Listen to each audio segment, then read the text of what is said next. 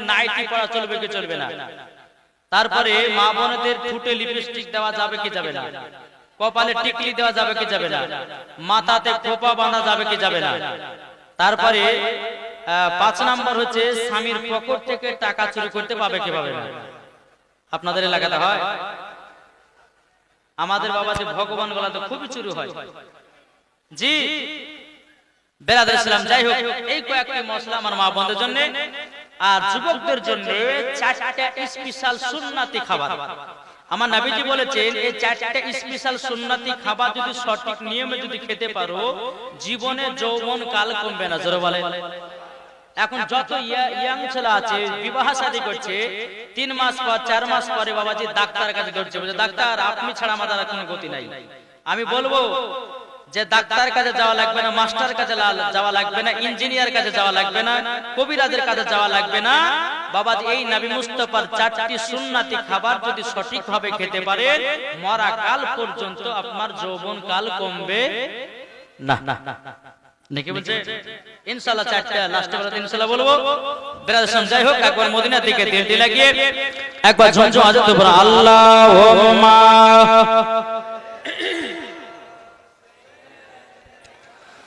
মাওলানা মুহাম্মদ আলা সাইয়্যিদিনা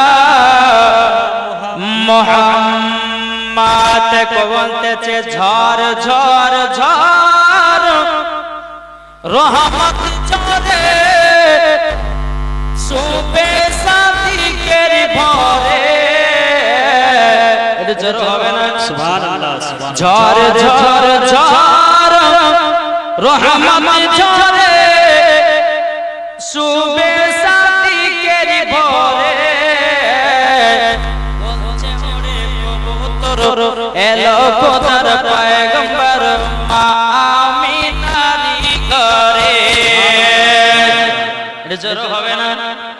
বলছে ওরে কবুতর এলো খোদার পয়গম্বর আমিনারি করে। ঝড় ঝড় ঝড় রহমত ঝরে সুবে সাদিকের ভরে। বলছে ওরে কবুতর এলো খোদার পয়গম্বর আমিনারি ঘরে। আরে যার চেহারাতে যার চেহারাতে নূরের ঝিলকি মারে হাসিল জানো মুক্তা ঝরে। সুবহানাল্লাহ সুবহানাল্লাহ। হবে না? আরে যার চেহারাতে নূরের ঝিলকি মারে হাসিল জানো মুক্তা ঝরে। তাই বলছে নবীর দাদা কি রূপ দিল মোর খোদা। বলছে নবীর দাদা কি রূপ দিল মোর খোদা। যে দেখে সে হয়ে যায় নবীর প্রতি ফিদা। সুবহানাল্লাহ। ঝড় ঝড় ঝড় রহমত ঝরে সুবে সাদিকের ভরে। বলছে ওরে কবুতর এলো খোদার পয়গম্বর আমিনারি ঘরে। আরে করবে না কেউ আরে মূর্তি পূজা। জোরে বলেন। আরে করবে না কেউ আরে মূর্তি পূজা। এসে গেছে বান্দাদের রাজা। সুবহানাল্লাহ। বহুত আছে। এই বান্দাদের রাজা কে? কে গো? বান্দাদের রাজা কে? আমার নবী মুস্তাফা। জোরে বলেন। আরে করবে না কেউ আরে মূর্তি পূজা। এসে গেছে বান্দাদের রাজা। তাই বলছে কালো কাবা মারহাবা মারহাবা। তাই বলছে কালো কাবা মারহাবা মারহাবা। তার পরশ পে হয়ে গেল কাবা উজালা। সুবহানাল্লাহ। ঝড় ঝড় ঝড় রহমত ঝরে সুবে সাদিকের ভরে। বলছে পুত্র এলো খোদার পয়গম্বর মা আমিনারি ঘরে। জোরে বলেন আর মোহব্বত হবে না। এ বাবা মুসলমান ভাইরা ওগো আমার সোনা মানিকেরা, আমার আল্লাহ আল্লাহ বলতেছে আমার বান্দা বান্দীরা, তোমরা যদি নবীকে এক বিন্দু যদি মোহব্বত করে অন্ধকার কবরে যাও, ওই কবরে আযাব হবে না। আপনারা তো সবাই নবীর মোহব্বতে জান্নাতি বাগানে বসেছেন, তাই না বাবা? জি, তাইলে বাবাজি মরার পরে আপনারাও জান্নাতি হবেন। জোরে বলেন সুবহানাল্লাহ। বাবাজি মুসলমান, আমি যে কথাগুলো বলবো বাবাজি একটা বাবা দালালি কথা বলবো না, সব বাবা দলিলি কথা বলবো। বেরাদ ইসলাম মুআদ্দিস সামানি কিরাম, আগে নবীকে চিনো, নামাজ পড়ো, নবীকে চিনো, আমল করো, নবীকে চিনো, হজ করো, নবীকে চিনো, যাকাত দাও, নবীকে চিনো, ইবাদত করো। আল্লাহ বলে উনার ইবাদত কবুল হবে। আর যেই ব্যক্তি আমার নবী মুস্তাফাকে চিনবে না, বাবাজি তার যতই নামাজ রোজা হজ যাকাত করুক না কেন, বাবাজি মুসলমান ভাইরা তার নামাজ আল্লাহর দরবারে কবুল হবে না। তাইলে বাবা নামাজের আগে কাকে চিনতে হবে? এটা জোরে বলে। নামাজের আগে নবীকে চিনো, রোজার আগে নবীকে চিনো, হজের আগে নবীকে চিনো, হাদিসের আগে নবীকে চিনো, কোরআনের আগে নবীকে চিনো। আল্লাহ পাক আল্লাহ তাআলা বলতেছে যারা হাদিস কোরআনের আগে, নামাজের আগে, রোজার আগে যারা নবীকে চিনে নিয়েছে তারাই হলো সঠিক মুসলমান। জোরে বলেন সুবহানাল্লাহ। এ বাবা মুসলমান ভাইরা ওগো আমার সোনা মানিকেরা, বাবা মুসলমান, আল্লাহ পাক আল্লাহ তাআলা বলতেছে আমার বান্দা বান্দীরা তোমরা শুনে রেখে দাও, দুটি দল আছে। কটা? দুটি দল। একটি দল হলো হোসাইনি মুসলমান, আর একটি হলো বাবাজি এজিদি মুসলমান। তাহলে কোনটা যাবে? জি, হোসাইনি মুসলমান যারা হবে বাবা 40 পালন করবে, হোসাইনি মুসলমান যারা হবে মুহররম মাসে জলসা মিলাদ করবে, খিচড়ি বানাবে, কোরআন তেলাওয়াত করবে। যারা হোসাইনি মুসলমান হবে রে বাবা তারা আমার কোরআন তেলাওয়াত করবে। যারা হোসাইনি মুসলমান হবে নবীর প্রতি দরুদ পড়বে। যারা হোসাইনি মুসলমান হবে তারাই বাবা নবীর প্রতি কিয়াম করবে।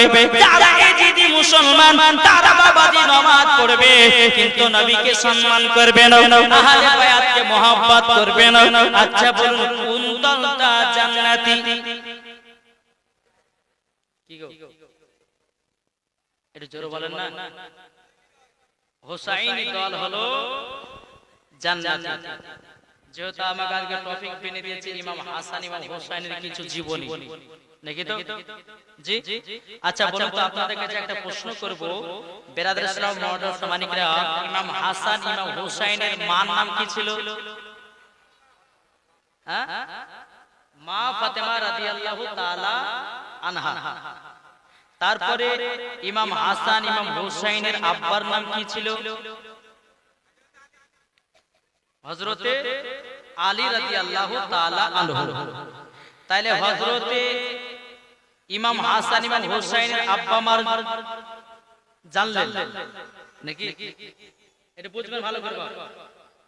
তাইলে বলুন হযরতে আলীর আব্বার নাম কি জানা আছে? হ্যাঁ, জীবন শুনলে জীবন শোনালো, জানতে হবে।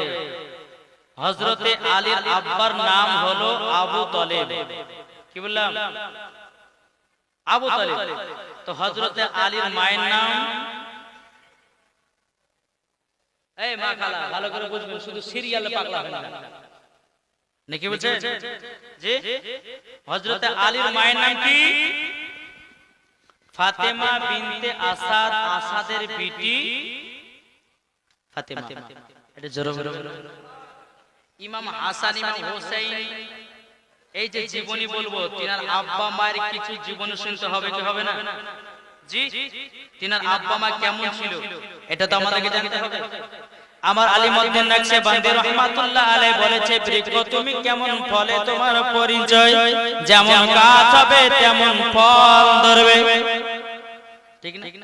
মা যদি নামাজি হয় বিটি নামাজি হবে, মা যদি কোরআন পড়ে বিটিও কোরআন পড়বে, মা যদি বরকা পড়ে বিটিও বরকা করবে, মা যদি পর্দা করে বিটিও পর্দা করবে, বাপ যদি কোরআন পড়ে বেটা কোরআন পড়বে, বাপ যদি নামাজ পড়ে বেটা প্রপার কিনা নামাজ পড়বে, বাপ যদি রোজা করে বেটা রোজা করবে। আমার আলিমউদ্দিন নকশবন্দি রহমাতুল্লাহ আলাইহি বলেছে, বৃক্ষ তুমি কেমন ফলে তোমার পরিচয়, জোরে বলেন সুবহানাল্লাহ। এ বাবাজি মুসলমান ভাইরা, বাবা সোনা মানিকেরা, তাইলে বাবাজি হযরত আলীর আব্বার নাম হলো বাবা আবু তালেব, তিনার মায়ের নাম হলো ফাতেমা বিনতে আসাদ, আসাদের বিটি ফাতেমা।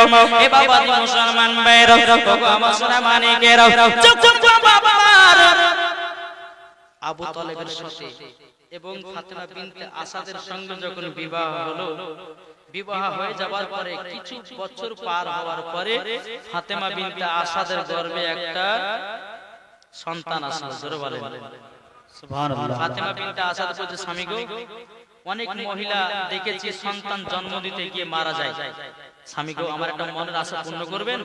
বলে কি, আমাকে একটু কাবাতে নিয়ে চলো, আমি কাবাটা তওয়াফ করব, আমার সন্তান হবে, সন্তান জন্ম দিতে গিয়ে হয়তো আমার মারা যেতে পারে, আমি কাবা শরীফ আমার জীবনের শেষ দেখা। স্বামীকে নিয়ে চলেছে। বেরাদার ইসলাম মুআদ্দাস সামানি کرام, এ সোনা মানিকের, আমার আব্বা যে মুসলমান ভাইরা, আবু তালেব বলতে জীবন আমার বিবি ফাতেমা বিনতে আসাদ, চলো চলো চলো আমি তোমাকে কাবাতে নিয়ে যাই। বাবাজি কাবাতে যখন বাবা নিয়ে গেল, ফাতেমা বিনতে আসাদ তিনি আপনার কাবাটা আপনার তওয়াফ করতেছে, তওয়াফ করতে করতে ফাতেমা বিনতে আসাদের প্রসবে বাবা যন্ত্রণা উঠে গেছে, পিঠে বাবা যন্ত্রণা উঠে গেছে। ফাতেমা বিনতে আসাদ বলতেছে, বলে আল্লাহ গো রব্বুল আলামিন, আমার প্রসবে যন্ত্রণা উঠে গেল, আল্লাহ এখন কি করা যায়? এখন তো অনেক হাজিরা হজ করার জন্য এসেছে, আল্লাহ আমার যদি নেক বান্দি হয় ইজ্জতটাকে রক্ষা করো, আর যদি নেক বান্দি না হয় আল্লাহ যেখানে সন্তান হবে কিছুই করার নয়, আল্লাহ আপনি হলেন ইজ্জত রক্ষা করতে। বেরাদার ইসলাম মুআদ্দাস সামানি کرام, আল্লাহ পাক আল্লাহ তাআলা বাবা একটা মক্কাতে এমন একটা ঝড় হলো রে বাবা, ঝড়ের পরে কাবাটাকে বাবাজি মুসলমান ভাইরা, কাবাটা আপনার দেওয়ালটা তুই খণ্ডিত হয়ে গেল। জোরে বলেন সুবহানাল্লাহ। তুই খণ্ডিত যখন বাবা হয়ে যাও, বাবাজি গায়েবে আওয়াজে আল্লাহ পাক আল্লাহ তাআলা বলতেছে, ফাতেমা বিনতে আসাদ কাবার ভিতরে প্রবেশ করো। কাবার ভিতরে যেমন ফাতেমা বিনতে আসাদ যখন কাবার ভিতরে প্রবেশ করেছে বাবা, আল্লাহর কি কুদরত, কাবা শরীফের দেওয়াল যেন আবার জয়েন্ট লেগে গেছে। জোরে বলুন সুবহানাল্লাহ। যখন জয়েন্ট লেগে যাওয়া ফাতেমা বিনতে আসাদের গর্ভে থেকে বাবাজি একটা পুত্র সন্তান জন্ম নিলেন। জোরে বলেন সুবহানাল্লাহ সুবহানাল্লাহ। কি করলেন? ফাতেমা বিনতে আসাদের গর্ভে থেকে একজন পুত্র সন্তান জন্ম নিল কাবার ভিতরে। জোরে বলেন বাবাজি মুসলমান ভাইরা, এ সোনা মানিকের, বাবা সারা দিন মান চলে যায় হযরত আলী রাদিয়াল্লাহু তাআলা আনহু, তিনি বাবা আপনার চোখখানা কোণে না, দুদিন পার হয়ে যায় চোখখানা কোণে না, তিন দিন যখন বাবা আপনার অতিবাহিত হয়েছে, বাবাজি ফাতেমা বিনতে আসাদ আল্লাহর কাছে দোয়া করে, আল্লাহ গো আপনি আমাকে একটা সন্তান দিলেন, সন্তান কেন আনন্দ, ও কোন বলে নেই আমার সন্তান কেন তাকাই না তাকাই না। আল্লাহ পাক আল্লাহ তাআলা হযরত জিবরিল আমিনকে বলতে, জগো আমার জিবরিল তাড়াতাড়ি করে যাও, আমার নবী মুস্তাফা গারে হিরাতে আমার ইবাদত করতেছে, আমার নবীকে জানায়া দাও তোমার চাচি ফাতেমা বিনতে আসাদের গর্ভে থেকে একটা যেন পুত্র সন্তান জন্ম নিয়েছে। ওগো নবীজি আপনি জলদি করে কাবাতে যান। জোরে বলেন সুবহানাল্লাহ। সুবহানাল্লাহ। আমার সোনা মানিকের, চুপ চুপ মুহাম্মদ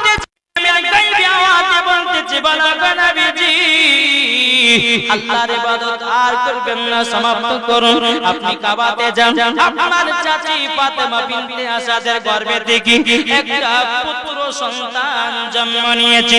যখন বেরাদুল ইসলাম মুআদ্দাস সামানিকরা যখন বাবা দিয়ে কথা বলো, ফাতেমা বিনতে আসাদ জানো বাবা মন খারাপ করে কাবার ভিতরে বসে আছে। আমার নবীজি এক পা দুপা করে যখন বাবা এগিয়ে এসেছেন, বাবা দেখতেছে আবু জাহেল, উতবা, সাইবা তারা কাবা শরীফের বাবাজি চাবি, তালার চাবিটা নিয়ে বাবাজি চাবি দেয়। আল্লাহর কি কুদরত, তালা খোলে না। সুবহানাল্লাহ সুবহানাল্লাহ। আবু জাহেলের তালাতে চাবি দিয়েছে, তালা খুলে না। আচ্ছা বলুন, এই ঘরে যদি তালা মারা থাকে চাবি দিয়ে খুলবে কি খুলবে না? খুলবে কি না? কিন্তু কাবা শরীফের তালা চাবি নিয়েছে আবু জাহেল, উতবা, সাইবা বাবা তালা খুলবে আর দেব দেবতার কাছে প্রসাদ দিবে বলে বাবা যে তারা তালা খুলতেছে। আল্লাহর কি কুদরত, তালা খুলে না। জোরে বলেন। আমার নবী মুস্তাফা সাহেবে লাউলাক নূরে মুজাসসাম, নবী কামলিওয়ালা মকবুল সরদার আহমদে মুক্তার নবী মুহাম্মদ রাসূলুল্লাহ সাল্লাল্লাহু তাআলা আলাইহি সাল্লাম তিনি বলতেছে, বলো না আমার চাচারা কি ব্যাপারে কাবার কাছে কি করতেছেন বলুন। তখন তারা বলতেছে আব্দুল্লাহর বেটা মুহাম্মদ, এইরকম বলে বাবা নবীকে ডাকতে বলতেছে আব্দুল্লাহর বেটা মুহাম্মদ, আমরা কাবার চাবি নিয়ে আসলাম, তালা খুলতে পারি না। আমার নবী মুস্তাফা বলতে চায় চাচারা হটে যাও। যখন বাবাজি হটে গেছে, হটে যাওয়ার পরে আমার নবী মুস্তাফা যখন বাবা তালার দিকে তাকিয়েছে, আল্লাহর কি কুদরত, তালা খুলে জমিনে পড়ে গেছে। জোরে বলেন সুবহানাল্লাহ। নারে তাকবীর, নারে রিসালাত, মাসলাক আলা হযরত শহীদে কারবালা, শহীদে কারবালা। যে নবী আমার তালার দিকে তাকিয়েছে